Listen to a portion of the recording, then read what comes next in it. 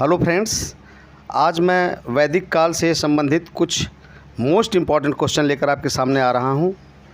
मैंने वैदिक काल को सेट में डिवाइड किया है, तो आज पहला सेट आपके सामने ला रहा हूं और बिना देर किए हुए हम वीडियो पे चलते हैं। अब इस प्रकार आप देखिए, पहला क्वेश्चन जो हमारा है यह इस प्रकार है। पूर्व वैदिक काल का समय कब से कब तक है? तो पूर्व वैदिक काल का समय 1500 BC से लेकर 1000 BC तक है। यह क्वेश्चन बहुत इंपॉर्टेंट है, कई बार पूछा गया है कि पूर्व वैदिक काल का समय क्या होता है, तो आप बताएंगे 1500 BC से 1000 BC तक है। नेक्स्ट क्वेश्चन है, पूर्व वैदिक काल को क्या कहा गया है? पूर्व वैदिक काल को और भी क्या कहते हैं? तो पूर्व वैदिक काल को ऋग वैदिक काल के नाम से भी जाना जाता है। इसलिए इस प्रश्न में ऑप्शन ए सही है, क्या कि ऋग वैदिक काल। नेक्स्ट क्वेश्चन है, आर्य का अर्थ क्या होता है? तो आर्य का अर्थ होता है श्रेष्ठ। इसलिए इस क्वेश्चन में जो ऑप्शन 3 है वो बिल्कुल सही है कि आर्य का अर्थ श्रेष्ठ होता है। अब नेक्स्ट क्वेश्चन चलते हैं। नेक्स्ट क्वेश्चन 4 में है, आर्यों का मूल निवास स्थान। तो आर्यों का मूल निवास स्थान मध्य एशिया, अर्थात मध्य एशिया से आर्य भारत में आए थे। इसलिए इस क्वेश्चन का ऑप्शन ए सही है। ये बहुत ही इंपॉर्टेंट क्वेश्चन है, कई बार एग्ज़ाम में पूछे गए हैं। नेक्स्ट क्वेश्चन है, आर्यों का प्राचीनतम ग्रंथ ऋग्वेद है। यह क्वेश्चन बहुत इंपॉर्टेंट है, कई बार क्वेश्चन पूछा गया है कि आर्यों का प्राचीनतम ग्रंथ क्या है। तो आर्यों का प्राचीनतम ग्रंथ मैं बता दूंगा आपको, ऋग्वेद है। इसलिए इसमें ऑप्शन डी सही है। नेक्स्ट क्वेश्चन 6, वेद कितने प्रकार के होते हैं पूछा गया है। तो वेद 4 प्रकार के होते हैं। और वेद 4 प्रकार के कौन कौन होते हैं मैं बता रहा हूँ आपको, सीक्वेंस में बता रहा हूँ। ऋग्वेद, यजुर्वेद, सामवेद और अथर्ववेद। अथर्ववेद सबसे बाद में लिखा गया है, जबकि ऋग्वेद सबसे पहले। नेक्स्ट क्वेश्चन है, ऋग्वेद की रचना निम्न में से कब हुई थी? तो ऋग्वेद की रचना लगभग 1200 BC के आसपास हुई थी।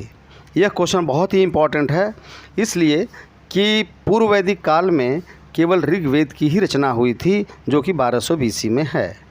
नेक्स्ट क्वेश्चन, क्वेश्चन नंबर 8, वेद का अर्थ क्या होता है? आपको मैं बताऊं, यह क्वेश्चन बहुत इंपॉर्टेंट है। वेद का अर्थ होता है ज्ञान, इसलिए ऑप्शन बी सही है। वेद का अर्थ ज्ञान होता है। यह क्वेश्चन कई बार पूछा गया है, ये बहुत ही महत्वपूर्ण क्वेश्चन है। अब चलते हैं प्रश्न नंबर 9 की तरफ। वेदों को यह भी कहा जाता है, वेदों को मतलब क्या कहा जाता है, वेदों को और न किस नाम से जाना जाता है? तो इसमें ऑप्शन है सी, श्रुति एवं संहिता। वेदों को श्रुति भी कहा गया है, क्योंकि वेद सुन करके लिखे गए हैं। पहले सुना गया फिर बाद में लिखा गया, इसलिए श्रुति एवं संहिता। वेदत्रयी किसे कहा जाता है? तो आपको मैं बता दूं, प्रारंभिक 3 वेद ऋग्वेद, यजुर्वेद, सामवेद को वेदत्रयी कहा जाता है। इसलिए इस प्रश्न में ऑप्शन ए बिल्कुल सही है, क्योंकि ऑप्शन ए में ऋग्वेद, यजुर्वेद और सामवेद दिया गया है। अब नेक्स्ट क्वेश्चन है कि सबसे बाद में किस वेद की रचना हुई थी?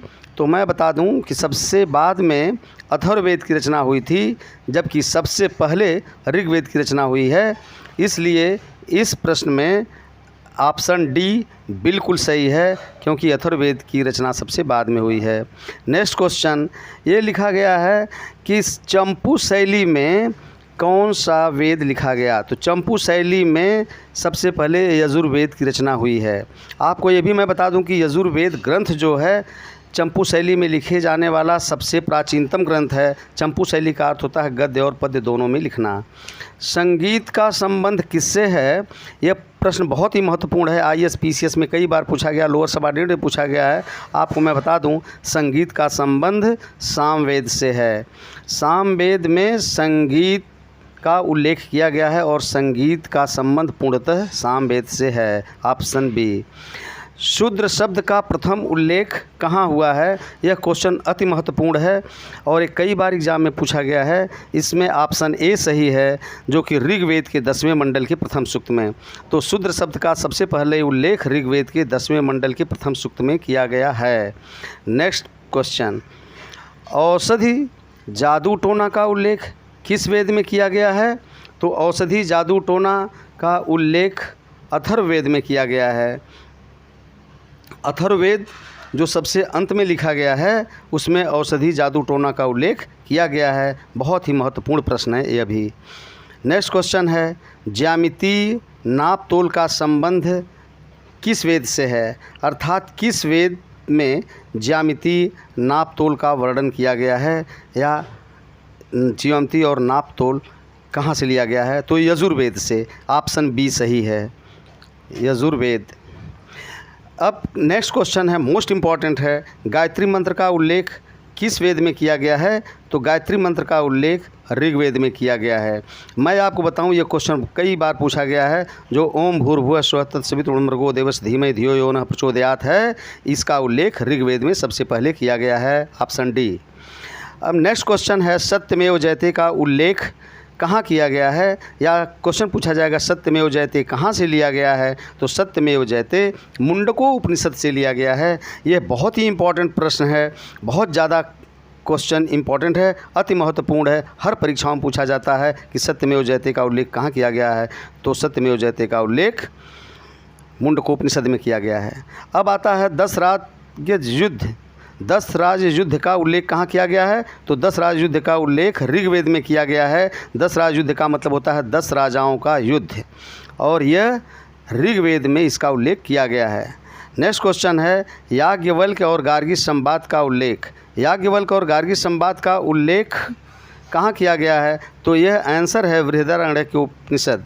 याज्ञवल्क्य और गार्गी संवाद का उल्लेख बृहदारण्यक उपनिषद में किया गया है। ये बहुत ही इंपॉर्टेंट है, ये प्रश्न कई बार पूछा गया है।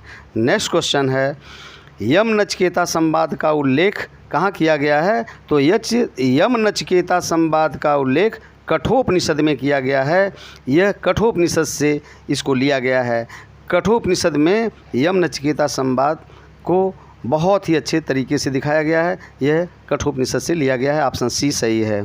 10 राग युद्ध किस नदी पर लड़ा गया था? अर्थात 10 राग युद्ध किस नदी के तट पर हुआ था? तो 10 राग युद्ध रावी नदी के तट पर लड़ा गया था। इसका मतलब यह है कि इसका ऋग्वेद में उल्लेख भी है। तो 10 राग युद्ध रावी नदी के तट पर, जो कि ऑप्शन बी सही है।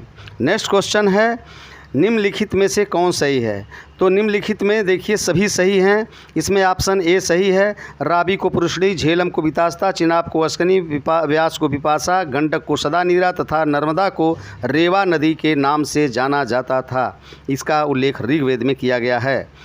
सभा और समिति को प्रजापति की 2 पुत्रियां कहा गया है। इसका उल्लेख कहाँ किया गया है, ये पूछा गया है। तो इसका उल्लेख अथर्ववेद में किया गया है। सभा और समिति को प्रजापति की 2 पुत्रियां कहा गया है, जिसका उल्लेख अथर्ववेद में किया गया है। ये बहुत ही इम्पॉर्टेंट प्रश्न है। राज्याभिषेक के समय कौन सा यज्ञ किया जाता था? तो मैं बता दूं, राज्याभिषेक के समय राजसूय यज्ञ का संपादन किया जाता था। इसका मतलब ये होता है कि राजा, जब राज्याभिषेक राजा का होता था तो उस समय राजसूय यज्ञ संपन्न होता था। अगर आपको वीडियो अच्छा लगे तो वीडियो को लाइक करिएगा, चैनल पे नए हैं तो सब्सक्राइब करिएगा। अगर आपके दिमाग में कोई क्वेरी है तो प्लीज़ इसे कमेंट में लिखिएगा और इसे ज़्यादा से ज़्यादा शेयर करिएगा। Thanks for watching.